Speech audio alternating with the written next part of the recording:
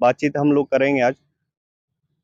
तो जो already network marketing के फील्ड में काम कर रहे हैं और इनके पास, सर के पास बहुत सारे लोग बोलते हैं ना, जिनके पास काम नहीं होता है वही ऐसे बिजनेस को करता है, ऐसे डायरेक्ट सेलिंग बिजनेस को करता है, नेटवर्क मार्केटिंग करता है। तो सर से ही पूछ लेते हैं, जबकि ऑलरेडी बहुत सारे इनकम के सोर्सेस थे और सब कुछ होते हुए भी क्यों आए डायरेक्ट सेलिंग में। क्योंकि लोग बोलते हैं कि ये फंसने फंसाने का बिजनेस है। तो ये हमारे साथ में खड़े हैं मिस्टर योगेंद्र प्रधान जी, और टाइटल में नहीं है प्रधान जी, क्योंकि ये अपने गांव के एक बार प्रधान भी रह चुके हैं और तभी से इनके नाम में ही आ गया योगेंद्र प्रधान जी, और सब लोग ही योगेंद्र प्रधान जी बोलते हैं। तो सबसे पहले सर आपका मोस्ट वेलकम है, और आप भी एक बार सर परिचय दे दें अगर। सबसे पहले तो दिलीप सर, मैं आपका आभार व्यक्त करना चाहूँगा कि आपने अपने चैनल पे हमें इनवाइट किया है, और जितनी भी आपको धन्यवाद दिया जाए वो कम है।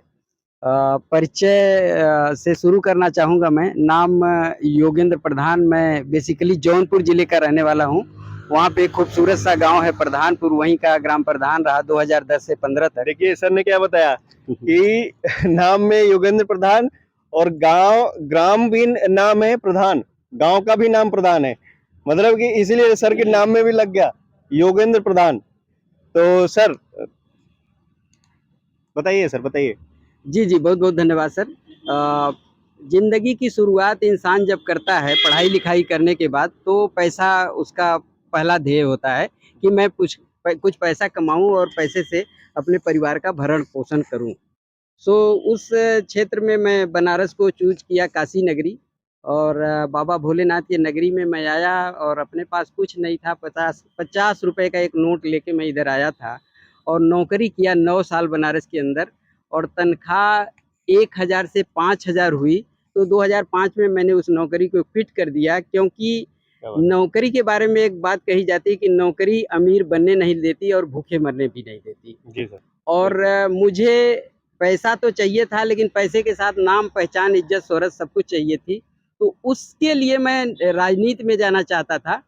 लेकिन जब ये बिजनेस मेरे को मिला, जिसका नाम है RCM, तो बिजनेस ही नहीं मिला, एक ऐसे गुरु मिले जो ऑलरेडी सफल थे।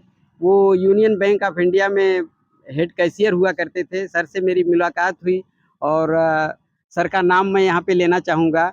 आदरणीय D कुमार सर हैं, यूनियन बैंक से आज स्टार रूबी हैं, पूरा हिंदुस्तान में पहचान है सर का। उनके द्वारा ये बिजनेस मुझे मिला था, और मैंने देखा कि एक बैंकर अगर हमारे साथ हैं तो हम असफल नहीं हो सकते इस सिस्टम में। मैंने सीखना शुरू किया, और आज चलते चलते चलते चलते एक एक सीढ़ी चढ़ते चढ़ते 7वें सीढ़ी पर मैं पहुंच चुका हूं, और कंपनी यहां से स्टार मानती है।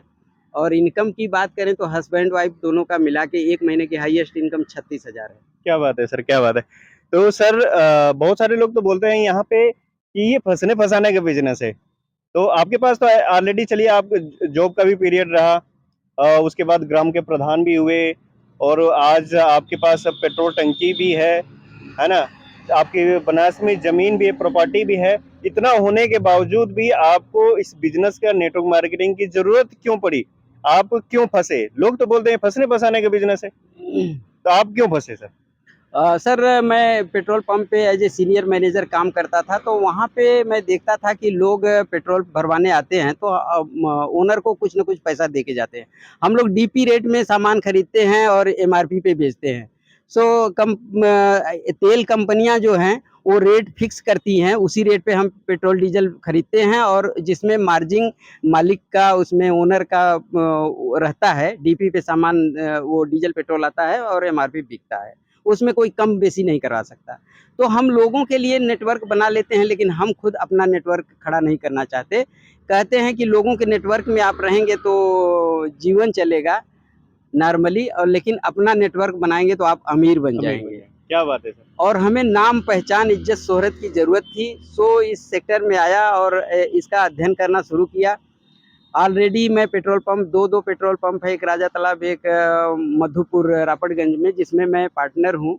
और पंप पे जब मर्जी करती है तो जाते हैं, नहीं मर्जी करती है तो नहीं जाते हैं। मैनेजर हैं और वहाँ 5-5 स्टाफ रखे गए हैं, सब काम धंधा चल रहा है। कहते हैं कि जहाँ आपके 1 घंटे रहने से काम चल जाता है, वहाँ पे आप 10 घंटे मत दीजिए।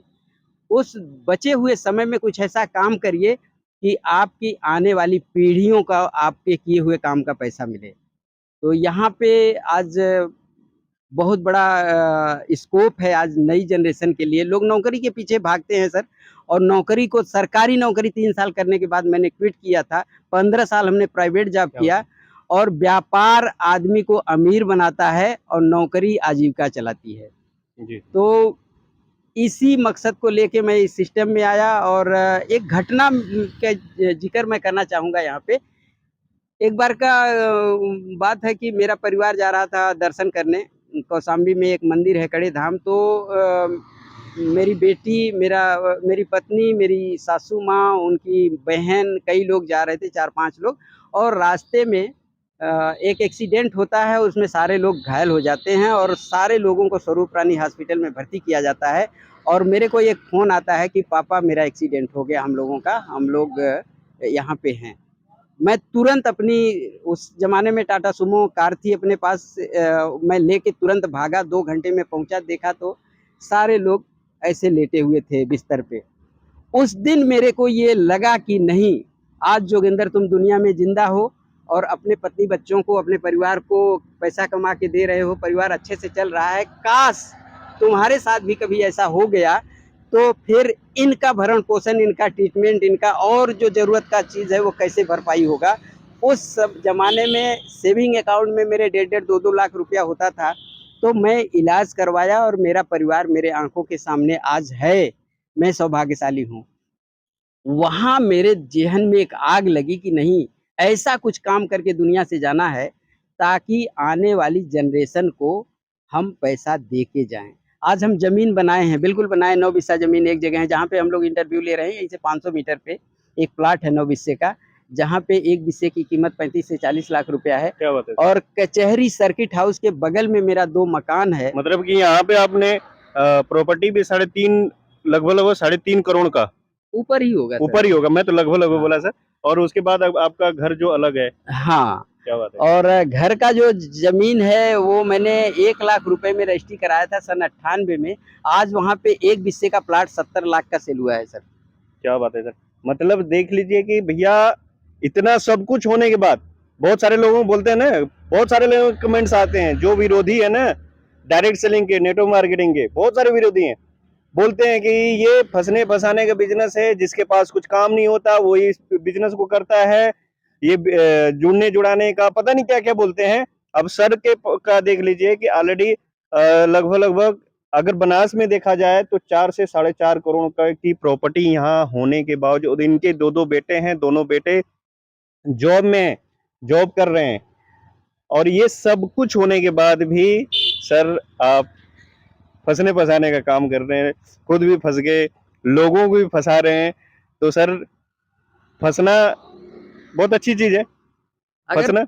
सर दिलीप सर, मैं तो यही कहूँगा कि अगर इस बिज़नेस में फँसने से या डायरेक्ट सेलिंग में जो जी। जिनका मानना है कि फँस गए, तो फँसने से अगर अमीरी आ सकती है और 40,000, 50,000, 1 लाख, 2 लाख की इनकम आ सकती है, तो ऐसे जगह पे तो फँसना हम सौभाग्य समझते हैं और कि लोगों को हम फंसाना भी है। बिल्कुल, बिल्कुल सर। क्या बात है! और लोगों को लाइए बिज़नेस में और उनको कामयाब बनाइए। उनको नाकामयाब बनाएँगे तो वो अंधेरे का प्रचार करेंगे जाके। मतलब कि खुद भी फंसना है और अच्छी तरह से फंसना है, लोगों बिल्कुल को भी सर, फंसाना है बिल्कुल। और अच्छी तरह से फंसा देना है। हुँ। कि मतलब आज देखिए, सर का कहने का मतलब यही है कि अगर फंसने से जिंदगी अच्छी होती है, फंसने से अमीरी आती है, फंसने से हमारा परिवार सुरक्षित होता है, फंसने से हम अगर नहीं रहे तो भी हमारे घर में पैसा आता रहे, हमारा परिवार रोड पे ना आए, तो ये फंसना फंसाना बहुत अच्छा है।